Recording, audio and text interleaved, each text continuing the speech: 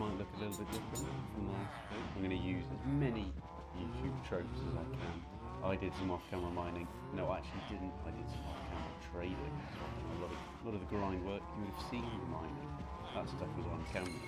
So here's what we got from it. Nice bundle of redstone, decent chunk of diamonds. We're all kitted up though.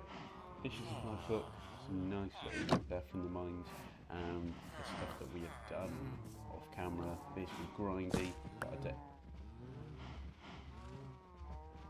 about a day and a half of work here, getting up some fields, some cows, and some villager trading going. So what I have is full diamond, nothing great. I've got silk touch and I've got fortune. You find up materials, just all the boring stuff that you don't really want to see on camera. Carrot fields, and then in there is the villager breeder. It's just a bunch of beds really. So that's all that I've done. Nothing interesting, all the grimy stuff, but there is one thing that is interesting. So if we have a look at our stats, remember the only things that we've been allowed to craft is a dropper and a crafter. So if we come to times crafted, we have a look, you can see that I've crafted a few other things. Well, I haven't. This is what it's traded for. Traded for or smelted. So trading and smelting both counts as in this times crafted. So if we scroll down, this is all the stuff that I've traded for here. But then we get to these things. Pumpkin seeds and bone meal. You can't trade for these. So I've crafted 8 pumpkin seeds and 6 bone meal. And if we scroll down, you'll see I've crafted a crafter and I've also crafted a dropper. So if we go and have a look in this chest over here, this is the Hall of Shame. This is all of the things that I've crafted accidentally, not in the crafter. So we're going to store up everything that we've got and we're going to somehow figure out what the appropriate thing is to do with that and the appropriate punishment. So I'm not allowed to use those. Luckily, it's things that aren't that important. But in the future, if we accidentally use something that we aren't meant to, then things we lose immediately. So that is that, and that is all the progress that is being made in the last episode. And that is all the progress that has been made since the last episode. Just the grindy, boring stuff that no one wants to see. We have done it. We've made our first crafter using a crafter, which means we can now retire the crafter we've got here. So let's make ourselves another decorated pot. Let's place this one away, and then let's go and put this one in its rightful retirement home until much later on. So we can completely forget about this one. It is not important until later. So there's our crafter in there. We've got our crafting table in the axe and our crafter in the flow. So you may be wondering what that is up there. That is the house I've designed, not for around here. This is going to be the first thing that we build, and so we need to gather the materials that we need for that, as well as our improved crafting system. So I need some materials from the nether, so we're going to do a quick material gathering montage to get all of the stuff that we need for going to the nether and getting everything we need from there. And you will find out what the build is a little bit later on. You can kind of see it. It's a nice style there. You can see that we are going to need a few things from the nether. Or maybe not from this angle, but we will.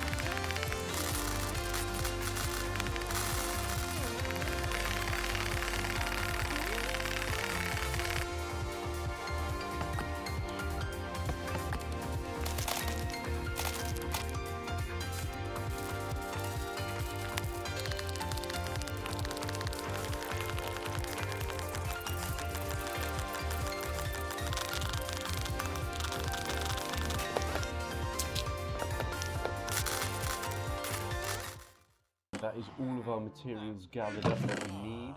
There was a few awkward things in there. The main pain was these Bruce trapdoors, and that was just a lot of tree cutting. Had to go find a mangrove swamp and cave, but nothing too strenuous. So that is all our materials.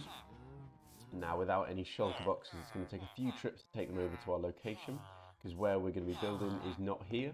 Because we are too close to spawn, we're going to be building it in the birch forest around that way, where it's about halfway between this village and that really awesome cliff village that we saw in episode 1, as that is kind of going to be the area that we're going to build in. We're going to start over that way, and then eventually we're going to have that massive spawn project that we're going to clear up this area.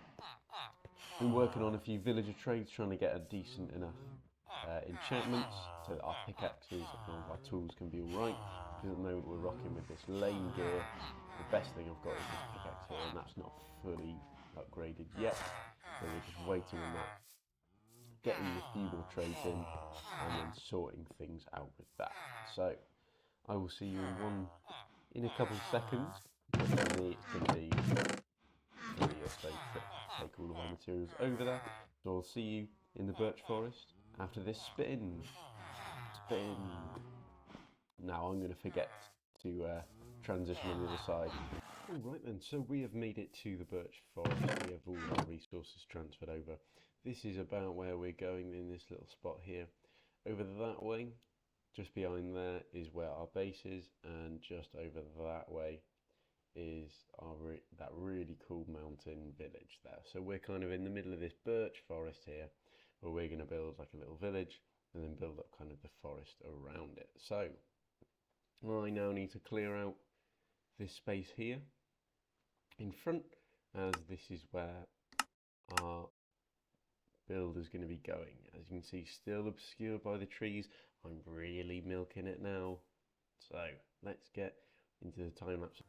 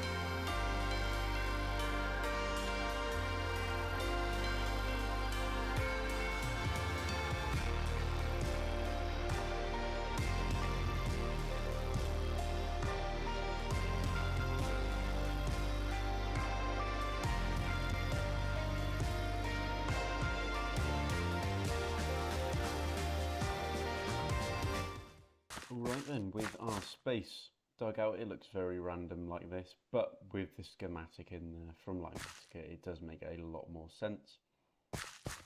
So the terrain looks very weird from some places, especially on the back here, but that'll all get smoothed out eventually. I just wanted to create a little area just to zone in on this bit, and then we can work on the rest of it later. So now it's time to hit the time lapse and get our building finished. Started, finished, all of the above. Doing it, or just building the whole thing. And then we'll be back when we are finished. Oh, that's what I did forget to do, the spinny thing from the last thing.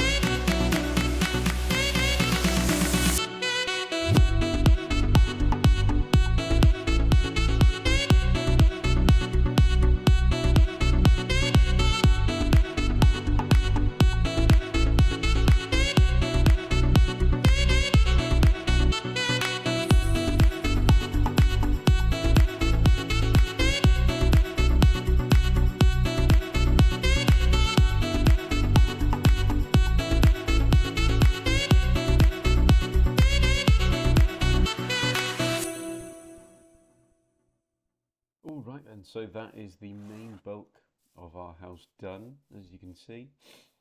Based off of our theme, we've got a bit of a ruined section here and at the back. We've got a sorted house and then it's got a symbol on the top. So what we're going for this little forest village is a kind of witchcraft style thing where some witches have kind of taken over a ruined village and then they've somehow managed to transform it into where they're living.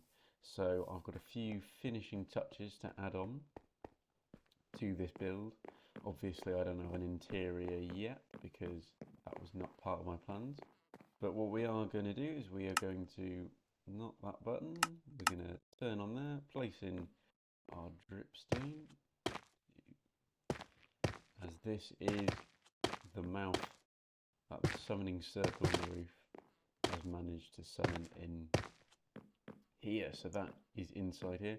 And of course the other thing we've got to go and do is we've got to go and put the candles, the floating candles around on the roof up the top. So, oh, coming to night time soon. Let's have a look at this place during night. And let's get our dirt. Go up and place our candles. Now it is also missing one final touch after these, which is the tree just off to the side there. So that will be what I sort out in a minute. Oh, can I not? Oh, I've got to go around and place all the blocks underneath. Oh, I forgot about this. This is going to be a pain. So I will get all the candles placed in and then we'll come and have a look at it once I finish that. There it is, with the candles in, with the summoning circle complete. Let's have a look at this from some more angles. So there we go. In the middle of the dark forest. You've got some candles up there, that's quite a nice view. just to the candles really. Adds so much atmosphere to it. These floating candles over that mark there. Obviously these lights around ruin it, but it's for my safety. I've got to scan around to stay safe, but it's quite a nice view here. So some of the design decisions, you got the ruined house here at the front, a little bit overgrown. You've got this side here made out of kind of a clay material all cracking, so they've had to reinforce with this more wood bit here. Around the other side, kind of more of a tower, also falling into a little bit of ruin. You've got the way down to the eventual basement, which isn't quite coming yet. And then the most normal looking part of the house, which is just kind of this corner here, nothing too special. This will be around the back where no one really sees, so I haven't put too much thought into it. And then we're back around the front here again. So again, this is going to be in the forest, so there's going to be trees all the way around. But to really complete the look, we've got to build one last thing, which is going to be the tree that goes in this place here, just to really round it off and create that whole thing. So let's get that tree done, and then let's finish off the episode.